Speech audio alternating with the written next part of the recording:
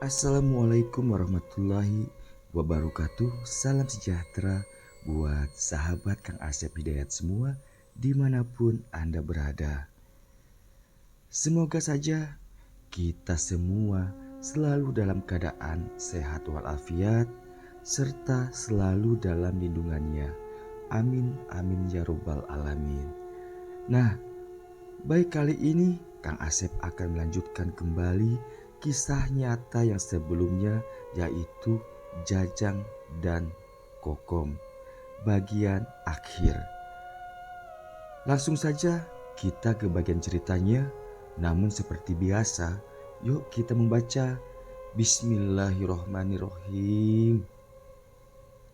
Dan inilah selengkapnya. Sejenak Waeman tertegun, lalu ia berkata, "Hayu, di mana kuntilanak itu?" "Di sana, Wak, di depan rumah Dudung, di atas pohon petai, Wak," jawab Rojak. "Wak, ajalah yang ke sana, kami takut, Wak," ucap Ujang merasa takut untuk kembali lagi. "Hayu kaditu," ucap Waeman tanpa menunggu jawaban dari Ujang, Rojak dan Ipung. Waeman langsung berjalan duluan. Tentu saja mereka bertiga mau tidak mau akhirnya mengikuti Waeman dari belakangnya. Setibanya di bawah pohon petai, sesaat Waeman bersama Rojak, Ipung dan Ujang berdiri di bawah pohon itu sembari menyorotkan senter mereka ke bagian atas pohon. Sesaat hanya keheningan serta gelapnya malam saja. "Mana kuntilanaknya?" tanya Waeman. Tadi di dahan ini, Wak. Dan langsung dia loncat bergelantungan di dahan itu, Wak," jawab Rojak gemetaran. Tak lama berselang, pluk pluk pluk pluk. Semua yang saat itu berada di bawah pohon petai terkejut karena tiba-tiba buah-buah petai berjatuhan hingga sebagian mengenai kepala mereka. Belum hilang rasa terkejut, kembali mereka dikejutkan lagi dengan suara tawa ngikik.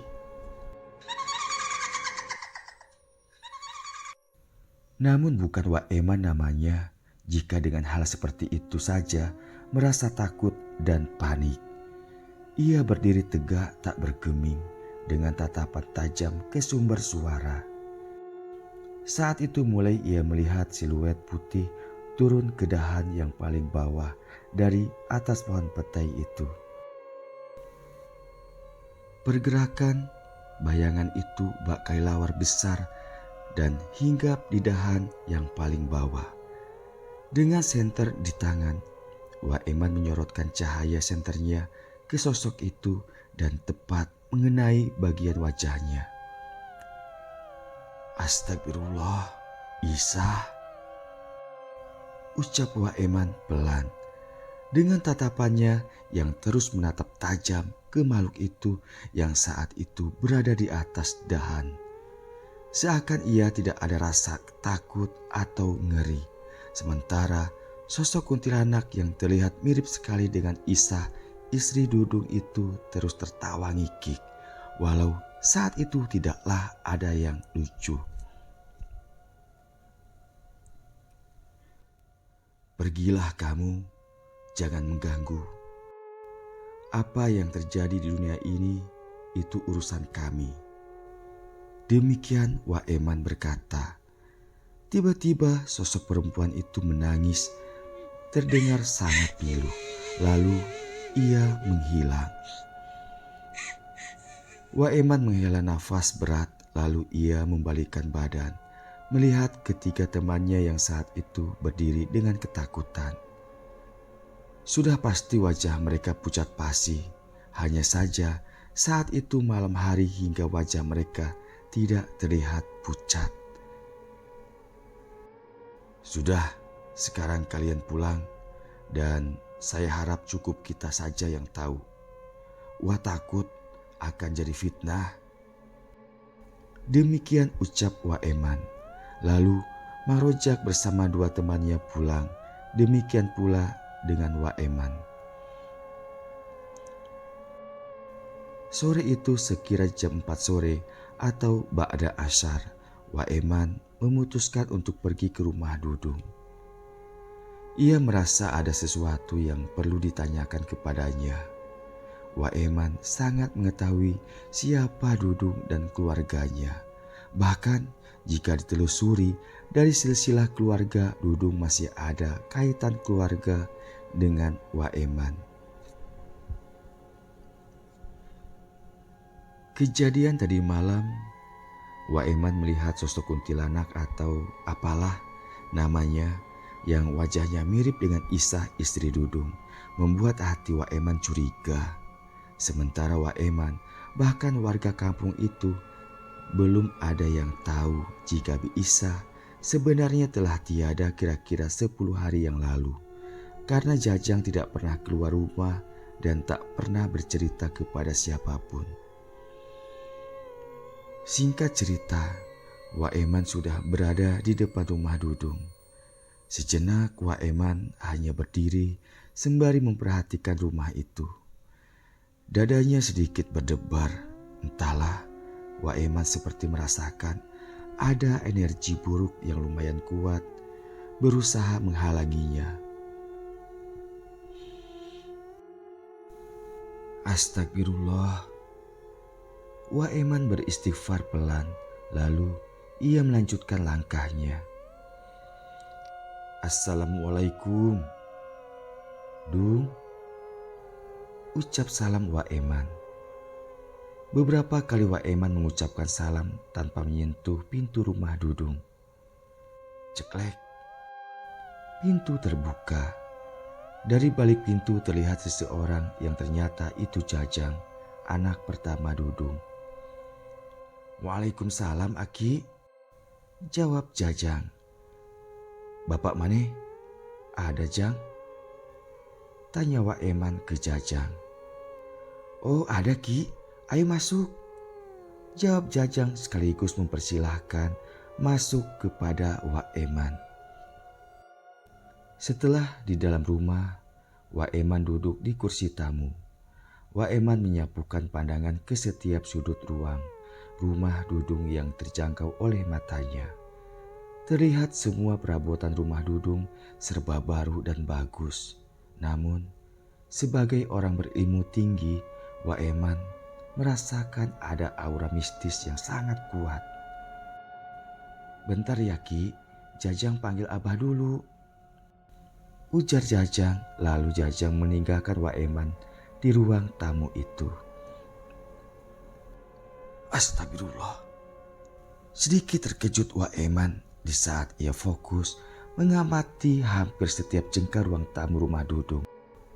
Tanpa sengaja, ekor matanya melirik ke balik tirai antara ruang tamu dengan ruang keluarga. Wak Eman melihat sosok Bi Isah tengah berdiri menatap ke arahnya. Dengan raut wajah terlihat sangat pucat pasi. Sosok Bi Isah hanya dia mematung dengan tatapan kosong. Wak Eman sangat yakin pasti ada sesuatu yang telah terjadi kepada Isah. Demikian pikirnya. Duh, maaf Wak, lama menunggu nih. Aku tadi lagi bersih-bersih di belakang rumah. Tiba-tiba saja Dudung datang dan menyapa Wak Eman.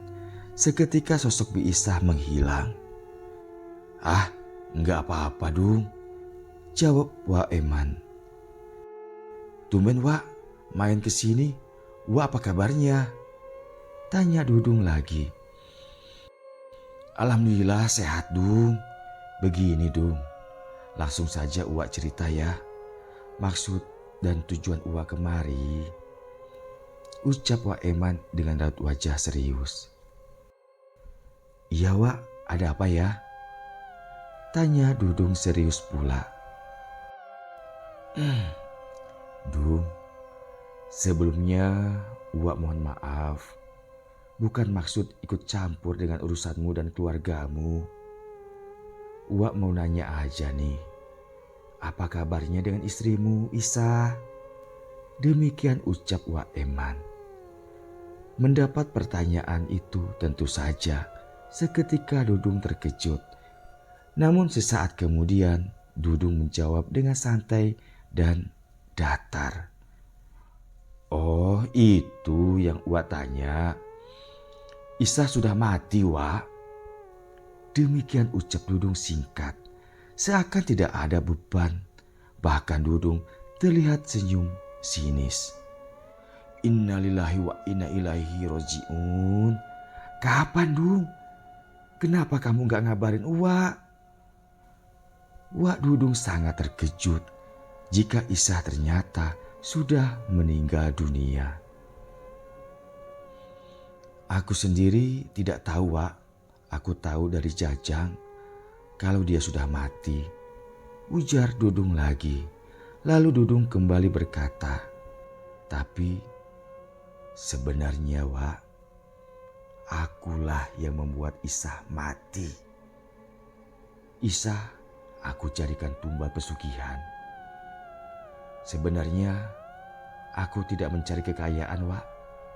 Aku hanya ingin membalas perbuatan yang telah menyebabkan anakku mati. Ucap Dudung dengan suara bergetar. Astagfirullah, Dung. Kenapa kamu lakukan itu, Dung? Kamu sudah bersekutu dengan iblis. Bahkan mengorbankan istrimu sendiri. Ucap Wak Eman sangat menyesalkan apa yang telah dilakukan oleh Dudung. Sudahlah, Wak. Ini sudah menjadi keputusanku. Harta yang aku dapatkan untuk masa depan Jajang. Karena tak lama lagi aku juga harus pergi untuk membayar semua ini. Aku titip anakku Jajang ya, Wak. Itu saja pintaku sama Uwak. Demikian tutur Dudung panjang lebar. Mendengar semua itu, Wak Eman hanya terdiam dengan raut wajah sangat sedih atas apa yang telah Dudung lakukan. Oh ya, Wak, aku juga tahu Isa gentayangan dan Uwak datang kemari untuk menanyakan itu kan. Tak usah panik, Wak. Setelah 40 hari dia tidak akan muncul lagi. Sekalian dengan kepergianku, Wak. Sambung Dudung lagi sembari tertunduk. Berulang Wak Eman beristighfar, namun ia faham dan tidak ada yang bisa ia lakukan. Karena memang sudah demikian aturan dari perjanjian dengan jin, serta tidak bisa dicabut kembali atau dibatalkan atas perjanjian dengan para jin itu. Ya sudah, Uwak tidak bisa berbuat apa-apa lagi jika itu sudah menjadi keputusanmu. Uwak hanya sangat menyesalkan saja atas keputusanmu, Dung. Ucap Wak Eman pelan. Wak Eman sangat sedih dan menangis. Namun semua sudah terlambat. Lalu Wak Eman berpamitan pulang. Di ruang keluarga Jajang menangis. Ia tak kuasa mendengar apa yang dibicarakan bapaknya kepada Wak Eman. Jajang bukan maksud menguping pembicaraan orang tua, tapi memang ia mendengar pembicaraan itu. Setelah Wak Eman pulang, Dudung melangkah hendak kembali ke belakang rumah. Dan tentunya ia melewati ruang keluarga. Dudung sangat terkejut saat melihat Jajang tengah menangis sesenggukan di ruang keluarga. Kenapa Aa menangis? Tanyanya terbata kepada Jajang. Jajang hanya diam dan tertunduk. Lalu Dudung mendekati anaknya dan berkata dengan pelan, "Aa, Aa mendengar obrolan Abah sama Aki Eman ya?"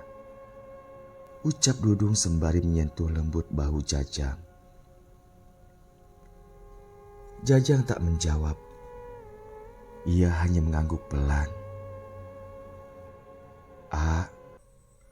Mungkin inilah kehidupan Abah. Maafkan Abah ya nak.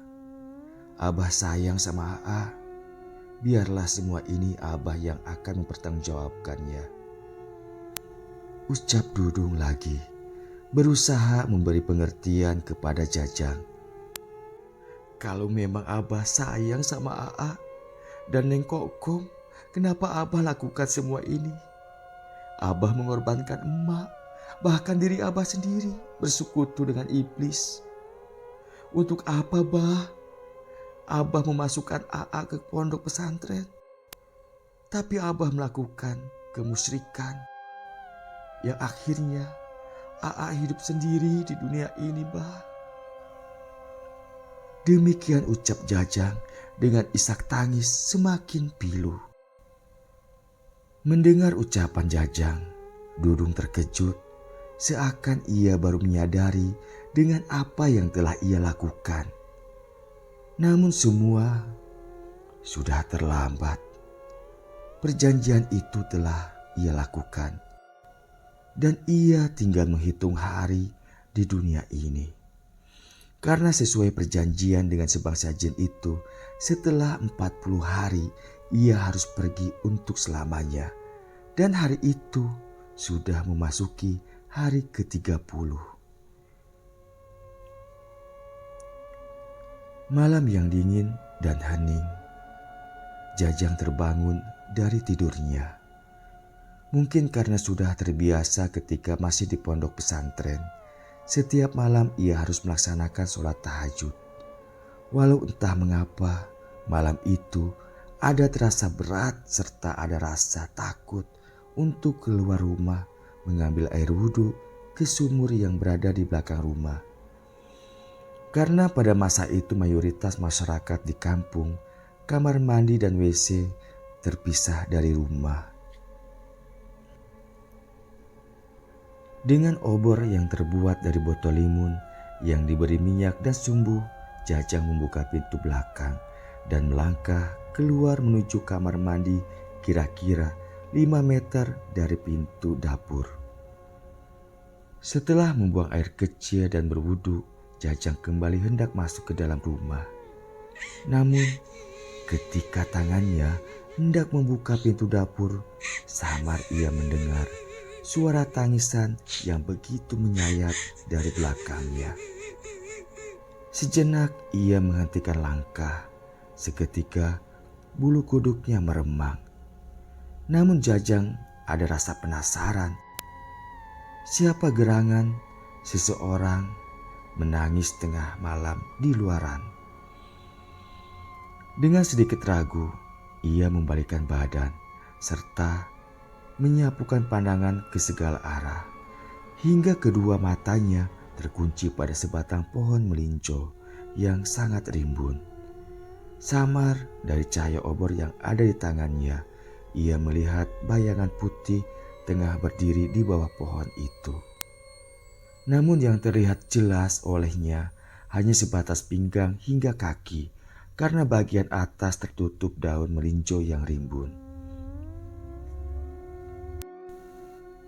Seketika Jajang beristighfar, lalu ia balik kanan masuk ke dalam rumah. Di saat Jajang mengunci pintu, terdengar olehnya suara tawa mengikik hingga mampu membuat rontok mental yang mendengarnya. Jajang langsung masuk ke dalam kamar. Tak terasa bening air matanya jatuh menetes. Jajang merasa sangat sedih walau ia tahu yang selalu menampakkan diri kepadanya bukanlah emaknya, melainkan sebangsa jin yang tentunya bertujuan untuk menggoyahkan keimanan manusia. Namun perwujudannya itu, emaknya tentu saja sebagai anak merasa sedih dan kasihan. Apalagi setelah ia tahu jika emaknya meninggal karena dijadikan tumbal pesugihan oleh bapaknya sendiri karena dendam. Hari Kamis malam Jumat, selepas waktu maghrib, Dudung terlihat gelisah. Ia hanya duduk di kursi ruang tamu sembari minum kopi dan merokok. Sementara Jajang di ruang keluarga membaca kitab dengan fokus. Sesekali ia melirik ke ruang tamu di mana bapaknya tengah duduk. Hingga tak terasa malam merangkak mulai larut. "Aa, kesini nak. Bapak mau bicara." Dudung memanggil putranya. Mendengar ia dipanggil, Jajang beranjak melangkah mendatangi bapaknya.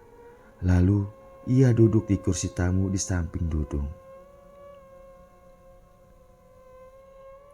"Iya bah, ada apa?"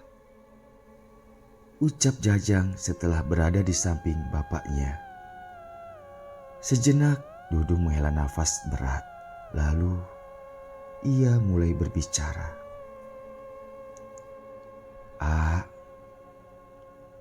Sebentar lagi Abah pergi karena waktunya sudah tiba," ucap Dudung dengan suara pelan.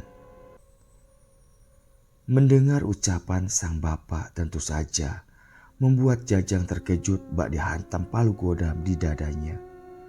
Seketika raut wajahnya menegang serta air matanya mulai mengalir. Jadi Abah pergi juga ya?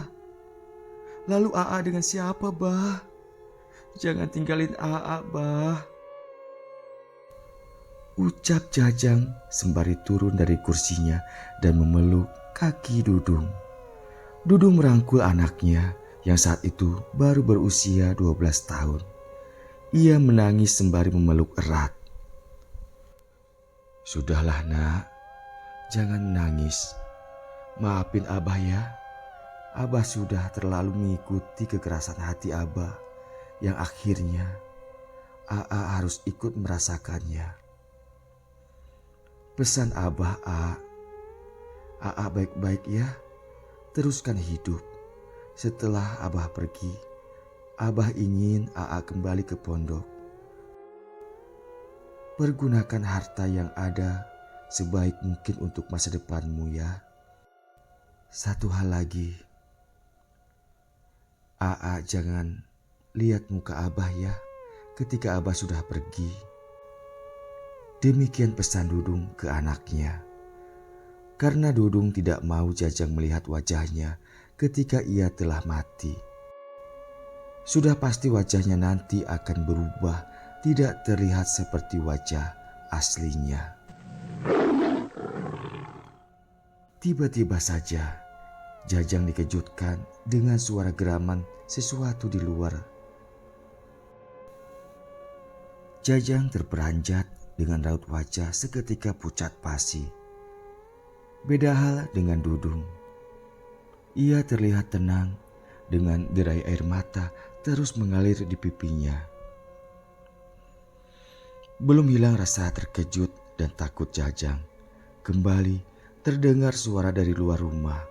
Namun kali ini bukan suara geraman, melainkan suara seseorang memanggil bapaknya. "Dudung, hayu geus waktuna maneh milu jengkuring." Jajang semakin ketakutan serta ia terus memeluk erat bapaknya seakan ia tak mau melepaskannya. "Iya, sebentar lagi aku mau bicara dulu dengan anakku ya," jawab Dudung pelan.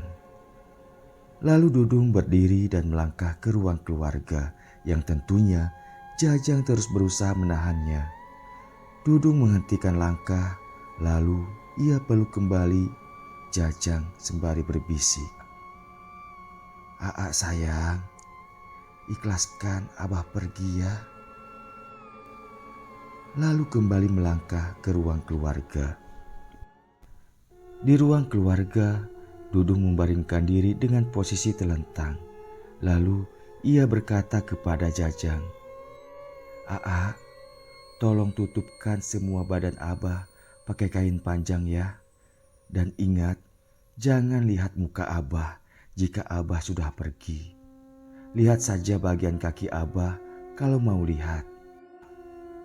Panggil Aki Eman kalau Abah sudah pergi." Demikian pesan terakhir Dudung kepada anaknya. Dengan tangis pilu, Jajang hanya mengangguk. Lalu ia menutup tubuh bapaknya dengan kain dari ujung kepala hingga ujung kaki. Sesaat kemudian, Jajang terperanjat kembali dan beringsut mundur dari tubuh bapaknya karena saat itu tiba-tiba dari balik kain itu terlihat ada pergerakan menggeliat diiringi suara auman serta geraman keras layaknya suara harimau. Tak berlangsung lama, lalu hening serta tidak ada pergerakan dari tubuh Dudung. Singkat cerita, Jajang melaksanakan pesan bapaknya. Ia langsung pergi ke rumah Wak Eman, memberitahukan dan menjelaskan apa yang telah terjadi. Wak Eman dengan dibantu beberapa kerabat segera ke rumah Dudung untuk melaksanakan fardu kifayah. Pemakaman Dudung dilaksanakan malam itu juga, dengan pertimbangan agar kondisi tubuh Dudung tidak banyak yang mengetahui. Seminggu setelah kepergian Dudung, Wak Eman berangkat mengantarkan Jajang ke pondok pesantren untuk melanjutkan pendidikannya. Yang terlebih dahulu, Jajang berpamitan kepada kakek dan nenek dari emaknya di kampung sebelah, serta menyerahkan semua yang ditinggalkan bapaknya untuk Jajang. Selesai. Demikian akhir dari kisah keluarga Mang Dudung. Semoga berkenan dan tentu saja semoga kita semua dapat memetik pelajaran dari kisah hidupnya keluarga Mang Dudung. Mohon maaf jika banyak kekurangan dan kesalahan, dan Kang Asep aturkan banyak terima kasih. Wassalamualaikum warahmatullahi wabarakatuh.